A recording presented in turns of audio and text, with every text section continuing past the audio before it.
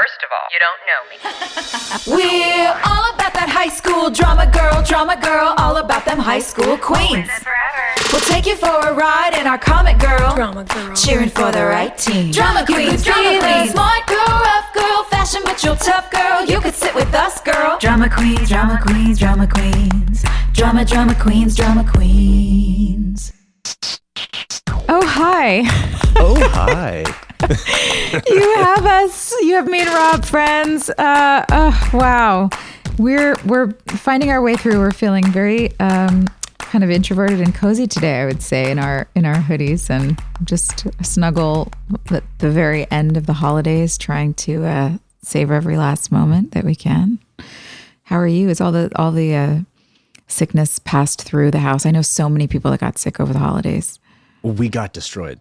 So we had dodged COVID since the whole time. And at the start of December, we all got COVID, everyone in the family. And then right as we were getting over it, we had family fly in from New Zealand. And one of them caught something on the plane. No. And then then we got sick again. And then right as I was getting over that, like 3 days ago, I got sick again.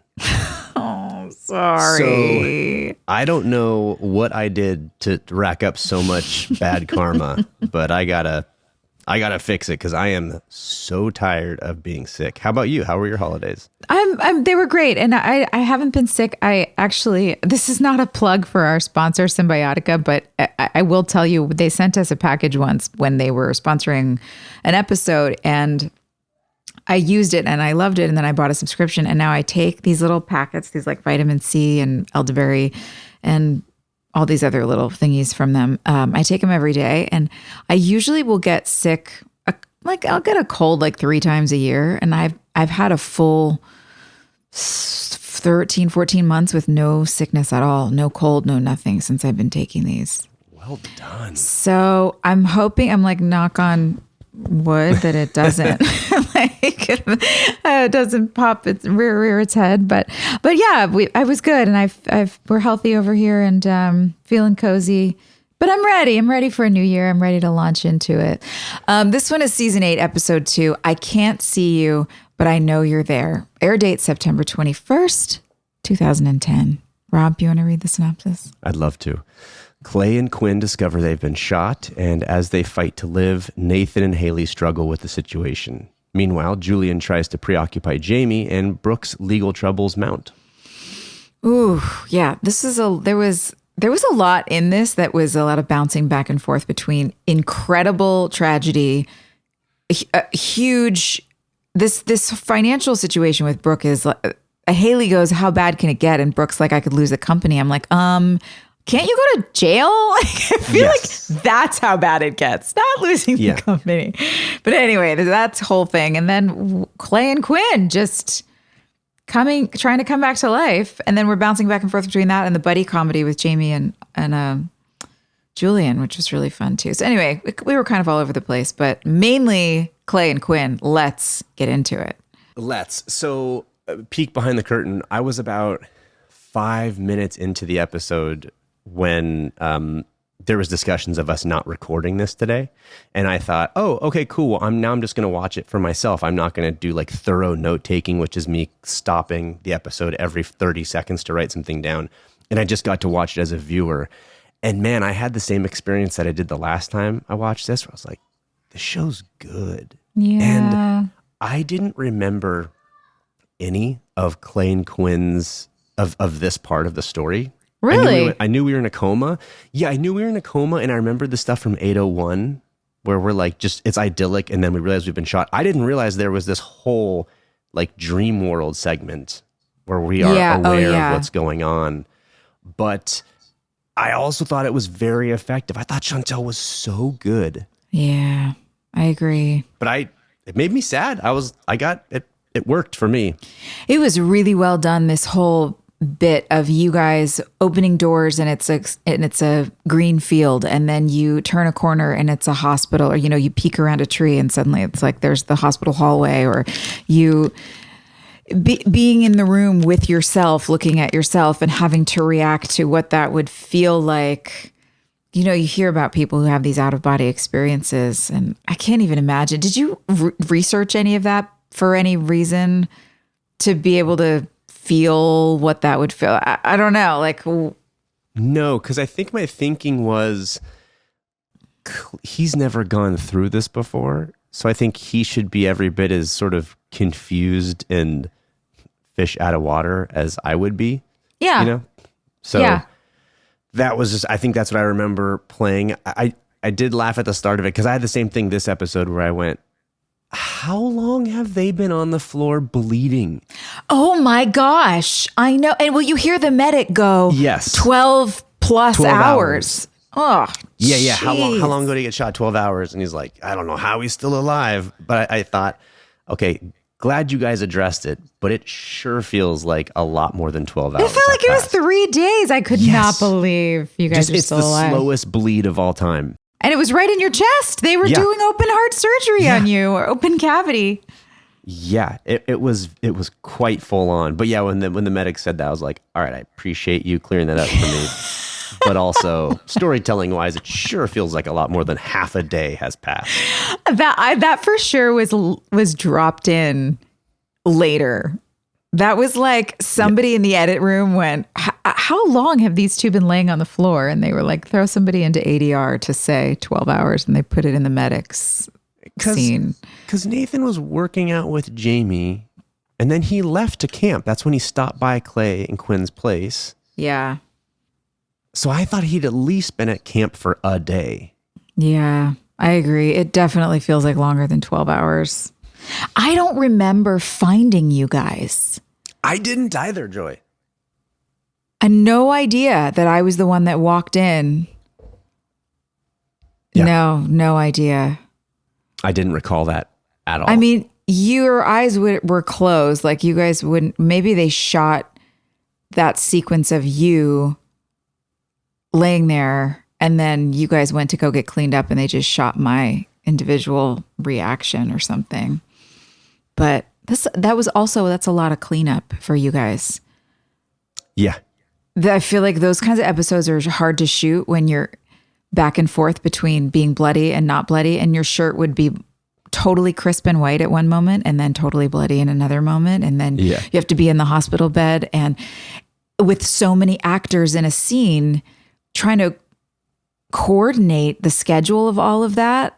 Like, who's going to wait while you guys go get cleaned up, and what part of the scene are we going to shoot while you get re-bloodied? And yeah, I feel like there were a lot of moving pieces with this episode. That's also kind of like, though, with women's hair. Don't you feel like when you're shooting something and it's like over the course of different days and it's like, wait, was her hair up or down for this? Yeah. And there's a lot of like, true. It's a 30-minute transformation. So it's like, oh, okay, what are we going to do for 30 minutes? You know? Yeah, that's right. Because we go from day 1 to day 3 to night 2 to 1. Yeah. Day 4. Yeah. What I do remember is that moment where I was talking to Sophia. Well, Haley and Brooke are talking and Chantel's standing right there and talking to us. I remember that being really hard to just completely ignore her and time out the things that we were saying to each other so that we didn't all talk over each other, but without looking at her. So I couldn't tell when her mouth was going to move. It was hard. It was harder than I thought it was going to be. I laughed watching that scene, just thinking about what that was like for you guys on the day. Because it is. It's so, first of all, it's hilarious that none of you guys step on each other's lines, because in real life, why would you and the ghost be synced up and never interrupting? That's right. But it's also just the reality of like your friend having to be like, can't you hear me? I'm right here. And you're like, I can hear you, pal. I wonder if we rehearsed that. We had to have rehearsed it a couple of times. How about at the end, or closer to the end, when Nathan has that sweet speech to Coma Clay? Oh my gosh. That was so beautiful. Pan back and see Clay listening to all of it, but the speech was lovely. What a great moment of friendship. It was really nice to see Nathan be opened up like that. He's been doing so much more of that lately. It's really nice. It was great. I just thought, I know the whole Katie storyline is so bonkers, and even like this is it's out there, but I was invested. I was on board, and worried for Clay and Quinn and hopeful, and how there was that moment where when Clay's like, you got to go, you got to open your eyes. And there's the last shot of that when he's like, we're good, I promise. And then she closes her eyes and there's a quick cut back to Clay. And you can see that he's not confident in what he just said. There's like a moment of sadness and you're like, oh. Yeah, you're really holding it all together. And I was wondering that too, watching Clay. I was like, I could see you making the choice to be stronger and stronger and have more energy and be in the dream world, and seeing Chantal it seemed like more frail. And the dichotomy, I guess, of the two of you, that's not the right word, the contrast of the two of you in different places and her coming back. That scene broke my heart when she's digging in the sand and like, she doesn't want to leave you. God, it's really so sad. It makes me wonder, because there are so many people who have those experiences where it's like an out of body experience and they are looking down at the doctors working on their own body, and then they live to talk about it. It's so interesting. I wonder how much of that we captured. I wonder if our director or anybody, any of the writers or anybody, did research on that too. I don't know. I thought it was also great that the two of them got to be in that in-between world together. Yes, that's what I love. How Come cool on. you got to go with obviously it's terrible that you're there considering you're on the verge of death, but like, hey, you got to be there with your buddy at least. That's cool. I know. That would be really fun. Yeah, at least you're there together. Yeah. Waiting in the wings. Cuddling on a beach topless. Like, we were just having a good old time for the most part. Until the whole death thing came back in. Oh my God, you guys, the realization of think about what happened and the quick cuts and it was all really very effective. So I'm grateful that you're alive so far still. Obviously Clay comes back and Quinn's back sooner, but this is a good one. And I wonder does Katie come back more or is that it? Yes. We have to deal with her still.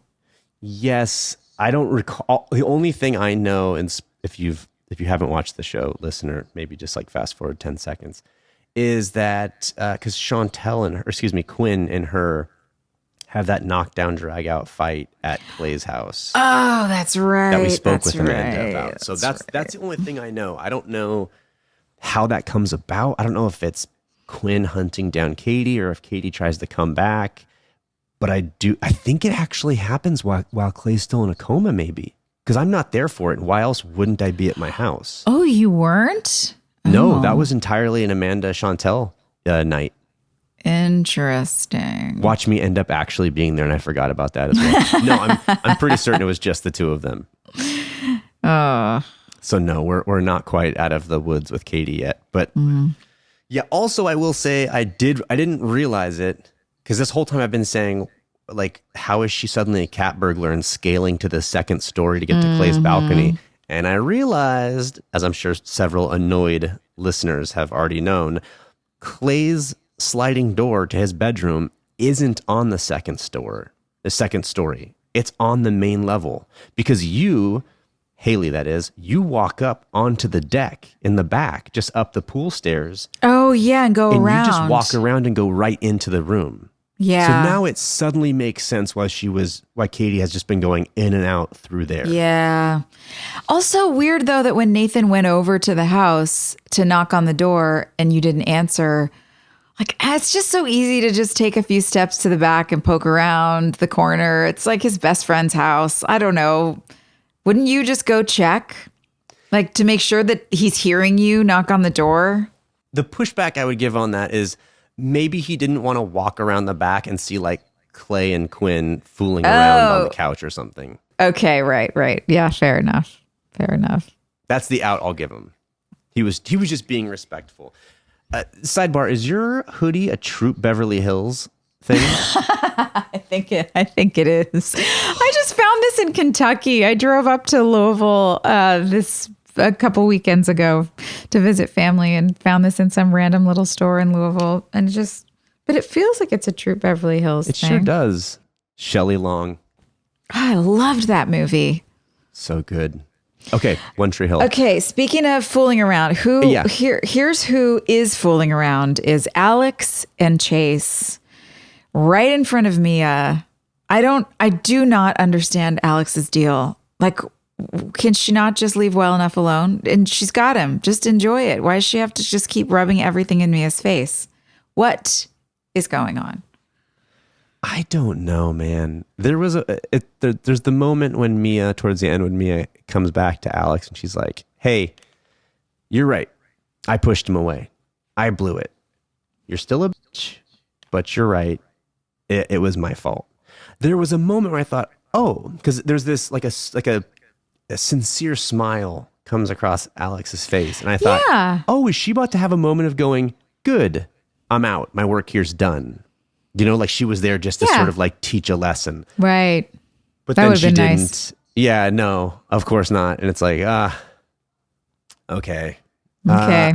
I don't know. And I forget. There was also one shot in this episode that was a very like gratuitous close up.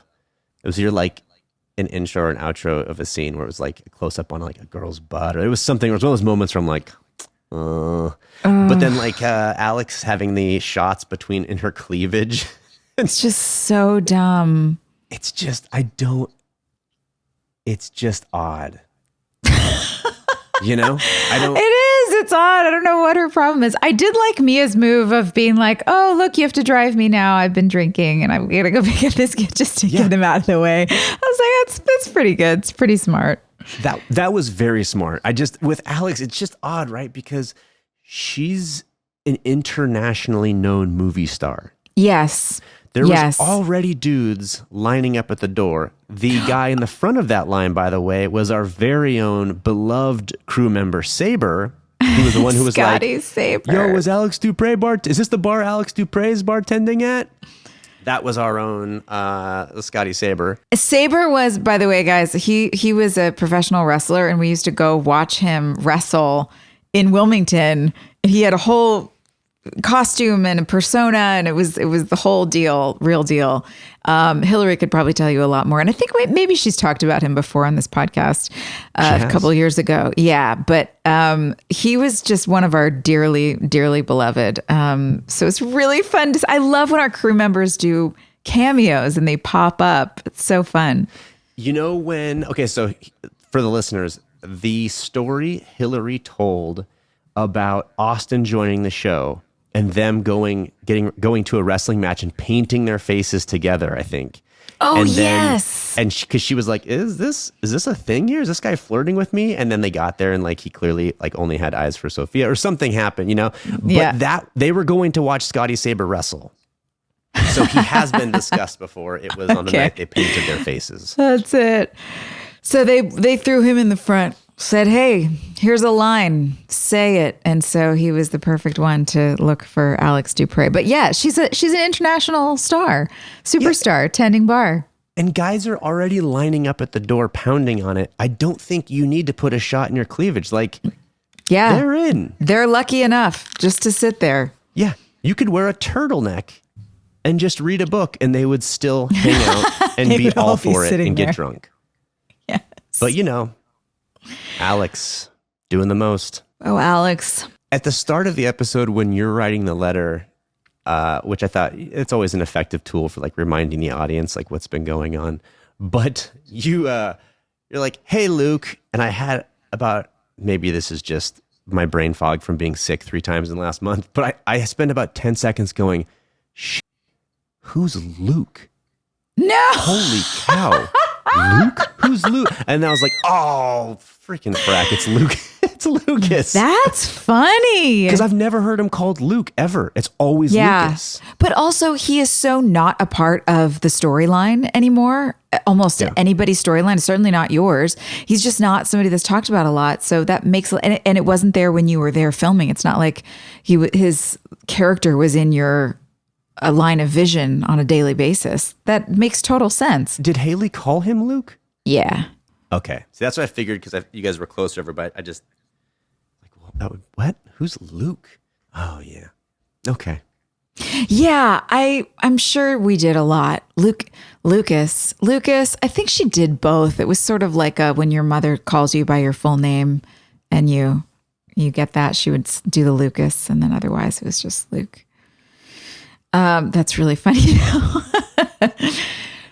I did like the letter. I'm glad that worked out. It's really sweet seeing Haley pregnant. And you know what's crazy is I got pregnant, I think like 3 episodes after this. I actually got pregnant in real life. And so they didn't have to write in the pregnancy, but they did have to extend it because I think I was supposed to give birth like 3 months in the shooting schedule, like 3 or 4 months earlier than Joy in real life was going to have Maria. So we probably really screwed up their board in the writer's room. Yeah, hey, but listen, I mean, at least your character was going to get pregnant, because more often than not, like 99% of the time, it's having to hide a pregnancy with pillows and clever blocking.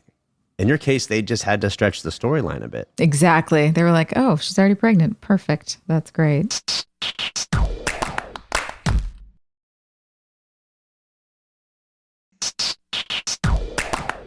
I thought the bit with Haley like telling Quinn that she is going to ask her to be the godmother, that was really sweet. Okay, I have a question about this. Yeah. Godparents who are already close family members. This is a thing? That's interesting. She's already Aunt Quinn. So I thought a godparent was somebody who's not a family member and they sort of get inducted into your family through the godparenting Yeah. thing. I've never heard of it before, but I don't know of any rules that would prevent it. Where's the godparent playbook? We need the rules. Because you're right. It's typically not of the biological family. It's usually like the best friend. Right. That's what I thought. It's the best friend. And you're now the godfather. So you're like kind of part of the family. Maybe Haley was just desperate and grasping at straws. And she was like, I need you to come back. You were going to be the godmother. Yeah. Now she's really roped into it. She's really stuck. Well, she's also already passed out godparent, right? Like, I think Brooke was godmother for Jamie. I think. Oh, fans, I'm sorry if I'm getting this wrong. Oh, guys, light her up on the message boards. Our producer says yes. Okay, so Brooke is Jamie's godmother. Lydia's coming. Okay, so Quinn's going to be Lydia's godmother, which is just going to be strange because it's already Aunt Quinn. But does the godmother, what does a godparent do? Do you guys have godparents for your kids? No, but I typically, because we are the godparents to a child, and at least in our case, what that meant was they said, if God forbid something ever happened to both of us, we would like you to take her. Yeah, that's right. But I think that there's a lot of people who just do it more casually, where it's just like, we want you to be, I mean, in religious families, we would like you to be the one to sort of like the spiritual elder to like, help this person grow spiritually. Like a mentor, yeah. Yeah, like a mentor. But I think it's also just sort of like casually like, love our kid, be close with our kid. Yeah, it's really beautiful, but also kind of defeats the purpose because an aunt or uncle, I imagine, would already be invested. Yeah. So, all right, let us know, friends. Let us know if anybody out there has a godparent who is also already a close member of the family. How does that work or change? Does it change anything? Anyway, that's my 2 cents. I feel like Skills has to be at least honorary godfather to Jamie. Yes, he has to be. Is there a godfather for Jamie, or is it just Brooke is the godmother? Lucas, I would imagine, would be the god. Yeah, okay, so Luke is the godfather and Brooke is the godmother. But Luke is certainly not holding up his end of the bargain. Nope. He bailed. Deadbeat godfather. Bye. He sends a card once every couple years, the $5 bill in it. Meanwhile, Skills doing the heavy lifting. That's right. Taking him to lunch. Well, it's Julian in this episode because this was so fun. I loved this. We do buddy comedy really well on this show. Yeah. I loved watching the two of them together. Chase and Mia showing up at the park and Jackson's whole comedy bit with them, his ability to, oh yeah, sure. And then the face drop of like, I don't know these friggin' people. His comic timing with Austin, I was on board. I wanted more and more and more, like way more of this in the episode. They were great. And I loved that line Jamie had where I think he says something to the effect of, yeah, given my history or given my track record, I think I'm going to pass. A kidnapping record. Yeah, like my track record of being kidnapped, I'm going to pass. You want me to go to your car and get candy from a stranger? Hard pass. And I like And then Julian shows up. He just walks in and he's like, hey, your mom called me to pick you up. He's like, all right, bye. Yes, it was so good. And I like how he didn't remember Chase. Poor Chase. And Chase is like, who are you, Victoria Davis? I like that we had Steven back. It's always fun to have Steven in an episode. Yeah, I agree. I like that there was some clarification with the breakup, that we actually got to hear Mia and Chase talk. Yeah. Have they not had a conversation yet? They had like one outside trick, remember? Yeah, where they went out, like kind of stood on like a walkway outside. Oh, but she really goes into it in this episode where she and the road and the night all made a decision together that she was a bad girlfriend. Yes. And he deserves better. And better to her is clearly not Alex Dupre. Yeah. But we shall see what happens. But anyway, okay, so Julian taking Jamie to the batting cages. So fun. More of their dialogue. So great comic relief.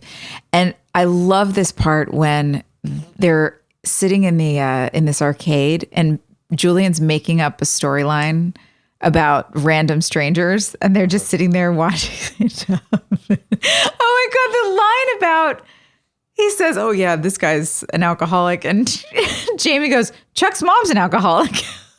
It's like, I know somebody who went to college there, just throwing it out there. It's so offensive. And Jamie calling him on it and just saying, hey man, yeah, this lady's hanging out with the kid that's not her own because something is going on that she doesn't have the guts to tell him what's actually happening. Mm-hmm. Smart. It was great to see Lee. Yes. I love me some Lee Norris. When he walked into Close Over Bros at the start of it, and it was just Julian in an empty store, and he went, I guess I picked a bad day to come asking for a job. That's right, but also, is he in need of a job? I forgot. Well, that was where I was confused, right? At first I thought, that's a funny line, and because given a situation, but then when he goes to Trick and he's like, I asked you for a job. I'm like, oh. So this is like going to be a story. Okay. Wait, also, why was Julian so chill when he walked into the store?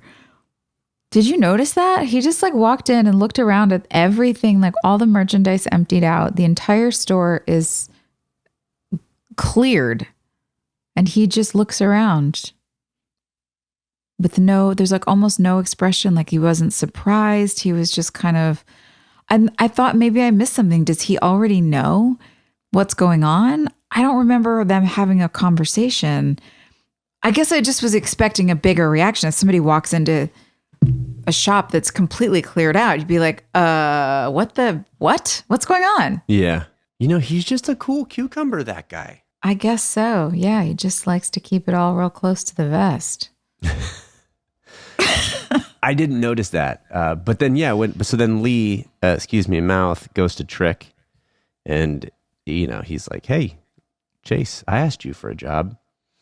And then and Chase is like, Alex goes, I tied a cherry stem into a knot with my tongue. And as soon as I saw Lee reach for a cherry halfway into that scene, I was like, all right. Oh, yeah. Is this going to be the button? And sure enough, it was. He knows what he's doing. And he pulls out the knotted cherry stem and goes, I'm just saying. How often in middle school did you try and do that, or high school? Can you do that? Oh, I have pulled it off before. But it takes like an hour and your tongue is all worn out. Oh, yeah. It's so hard to do. It's so funny that became something that was The considered benchmark. the benchmark for like sexual prowess was like tongue agility. To turn it into, to take a cherry stem and twist it into a knot. Yeah, I don't understand. But I remember hearing that in high school and being like, oh no, I got to figure out how to do this. I sit around with cherry stems. Like, I wasn't even having sex in high school. I just thought, I guess I better know how to do this. That seems like probably what I should do. Same. I was, a virgin high schooler probably going, maybe this will be what changes the tide. I should learn how to tie a cherry stem in a knot. Yeah. Well, I got news for you, folks. I learned, and it changed nothing. I went to college a virgin. In case there was any listeners out there going like, maybe this will be what changes things for me. Maybe I should do. No, it won't. It'll change nothing. Nothing. It's a fun party trick, but yeah. Is it? If we were at a party, Joy, and I did that, would you be impressed, or would you just look around to see how everyone else was reacting? It depends on how bored we were. I mean, I guess maybe my reaction, it would be, maybe what's important is like the delivery on the face of the person who ties it. Yes. Like if I pulled it out very self-satisfied or like, look what I did, then maybe it's like, ugh. But if it was just like, yeah, what do you think of that? You know? Yeah. If I'm like, hey, do you have any trash? I'm going to go throw out this drink and napkins. And you just like pull the cherry stem out of your mouth that was in a knot and just set it on my cocktail napkin. Then I might laugh. That'd be entertaining. It would be the funniest, weirdest moment of the night. It would be. You're like, was this a flirt? What's happening? There's spit on it. I don't know whether to be grossed out or intrigued. He's just bored. It would be like, this is what Rob does when he's bored and doesn't want to talk to anybody at a party. He's just twisting cherry stems in his mouth. And I just got a little glimpse into that because now I'm throwing it away. And it would just make me love you all the more. Cut to a year from now, I'm at one of your dinner parties and I'm just like off being weird and isolated. And you come over and you're like, hey man, are you not liking the vibe? Is this not fun? And I'm like, not now, Joy. I am just frantically trying to tie this cherry stem so close. with my tongue, okay? So close. Just give me some space. I love the people here. I love the vibe. The food's great, but I'm really focused on the cherry stem knot, okay? Yeah. What other things did we do in high school that we thought were super, super important and then never used again, other than half of the education we received? Oh, geometry, yeah. I don't know. I don't know either. I'm trying to think of like movies or pop culture things that we just thought, man, this is really driving a stick. It's fun to know how to do, but are you ever going to use it? I haven't since I learned. I had this cringy recall the other day that in high school we used to call, like when you made out with someone, scamming.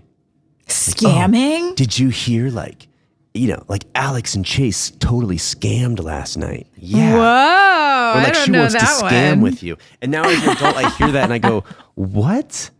That's the dumbest thing. What does that even mean? All of our lingo. My little 6-year-old niece was hanging out over the holidays and her brother said something and she goes, that's so cap. And my 6-year-old niece had to explain it to me because I had no idea where that even came from. Listen, I feel cool right now because I do know what that means, but I hear you that when I hear the lingo, I'm like, oh, I already feel like the 70-year-old man who's like shaking his fist going, get off my lawn. Because I hear like, what's this skibbity? And, yeah. And I'm just like, you guys sound like freaking Tetons. Stop. Use normal words. Will it ever come back? Will it ever come full circle? Like we're not using swell and we still use cool, but I guess cool is out. No, I think once the lingo is in, it's in, and then once it goes out, it's out. I don't think it ever makes a circle back.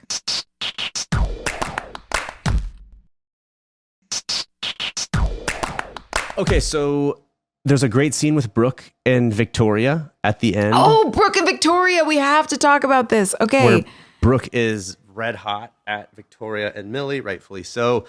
And then she comes out and she's like, were you never proud of me? Did you not believe in me? And Victoria has that wonderful retort where she's like, you pay me to gamble, and I've been gambling on you succeeding because of how much I believe in you. Yes. And the thing you don't pay me for is being proud of you, and I've always been proud of you. It's really sweet. And Daphne just killed it. Her delivery was just awesome and so sincere. Yes. This one is hard because she's saying, you pay me to take risks and to do what I think is best for the company, but I love you and I have your best interest at heart and I'm proud of you. But she's also cheating and not doing what's supposed to be done. So it's like, to just have someone tell you they love you, they have your best interest at heart, they're proud of you, but also what their actions are very opposite. I mean, I guess in Victoria's mind, it's not opposite, but I really struggled with that because I see her sincerity, but come on. But I agree with you because she's not telling the whole story, right? Yeah. Because if you love someone and you believe in someone, mostly if you just care about someone and you are making a decision that is going to expose them to risk, if you care about them then and you respect them, then you should tell that to them before you make that decision. Yes. And you should give them an opportunity. So she signed things that she didn't know that she had, what she was signing. It's beyond deceptive. It is deceptive, but it's so manipulative. It's so disrespectful, unloving, uncaring, coercive. That's not loving. Yeah. No, it's not. And it's a little, I don't want to say like gaslighty, but like I said, she's not telling the whole story just by going like, it's because I believe in you and I love you. And it's like, yes, right. But you've now look what the consequences are. Like if you loved me, I feel like you would try to prevent me from being in this spot, or at least come to me and be like, hey, we're in a pickle. Here's what I'm thinking about doing, but it exposes us to some risk. How do you feel about it? But when you just make a unilateral decision that's going to have such huge implications if it doesn't work out, that just seems irresponsible and brash. I think so. I want to leave room for grace and growing. Like Victoria is rapidly changing as a person. We've seen all of her emotional growth and maturity, and it's exciting. And so I struggle with this because I wonder where the line is between acknowledging that someone has done something that is unacceptable and also acknowledging that in their mind it was from a good place because their level of emotional intelligence or behavioral intelligence has not advanced past what they grew up as and how they function and the best that they know how to do in life. It's like, how do you hold someone to a quality standard, but also understand that Victoria is not just going to change overnight. Yeah. Do you know what I'm saying? Does that make sense? Yes, it does, right? Because she made a big mistake. It's not a relationship ender. I mean, it might be for some people, but in this case, between the two of them, they're sorting through it. I didn't mean to cut you off. I'm sorry, Rob. Go ahead. No, it's okay. I'm just thinking like it's easy for it not to be, it's because she may have been doing these kind of things for like the last 10 years. Yeah. So she didn't make the right decision, but there may be a pretty compelling story behind why she did it. Mm-hmm. That's not just she was flying fast and loose and like letting her ego run the show. Like there may have been, like I said, a decade of experience that told her, we're okay. We do this a lot. She comes through. We're all right. I've done this 10 times before and it's never bit us once. It's a calculated risk. Like I said, it's unfortunate that it could have huge fallout. Because you're right, by the way, worst case scenario isn't she loses clothes over bros. That's close to the best case scenario. Yeah, I Worst agree. case scenario is you're going to white collar prison for a while. Yeah. It's bad. I'm surprised that didn't come up in the writer's room, or maybe it did, and it was just, I guess, decided that wasn't an option. But yeah, that's all I was thinking of watching this storyline, going, oh my God, these people could go to prison. All three of these characters. This is not just losing the company. Losing the company is bad, but then never being able to open another company or find new investors. And then, yes, going to prison. Oh, I don't know what's going to happen. I have no idea. I completely forgot that this storyline existed. Yeah. Just about everything that happened in this episode, I was basically watching for the first time, which is fun, though, because I don't know what's coming. Like I told you, I was shocked when you said you were when Haley said she's pregnant. Yeah. I was like, what? And the only thing that made sense to me was I remember the scene being in a hospital with Brooke, Jamie, Clay, and Quinn, and we're doing the saltine challenge. And I remember, so then once I was thinking about that today, I thought, oh, maybe that's when Haley's in labor. We're all at the hospital. Maybe that's when we did the saltine challenge. Oh, yes. I remember this. Yeah. Because like I said, I had zero recollection of that, but I put that together today as I was watching the episode, and I was like, oh, maybe that's why we were all in the hospital together. Yeah, that was one thought I had watching this episode was we spent a lot of time in the hospital as a cast. Mm-hmm. At least once a season, there was some lengthy storyline that included a hospital. We eventually just bought out or maybe we rented out a factory, an old factory in Wilmington, and gutted the whole bottom floor and turned it into a fake hospital wing because the hallways flowed in a way that made sense for our shots and for cameras. So instead of using our stages that we actually had to go film at, we just started to build at a completely different location, this old factory. Did you ever go wander around there when you like kind of went off of what sets we built and found yourself in just random old abandoned factory machines? I have no recollection of it, that it was in an old factory. That's crazy. Oh no, really? Yeah. I wish I remember what it made. I don't know if it was like telephones or if it was baked goods, but I definitely remember wandering off and wandering into rooms that were full conveyor belts. Wait a second. Did you just say it's a factory that either made telephones or baked goods? Could you explain to me what machinery you saw that made you think that specifically either makes a telephone or a croissant? I don't remember. I just remember feeling like when we were there, the memory I have in my brain is somebody told me they make either telephones or something yummy. Incredible.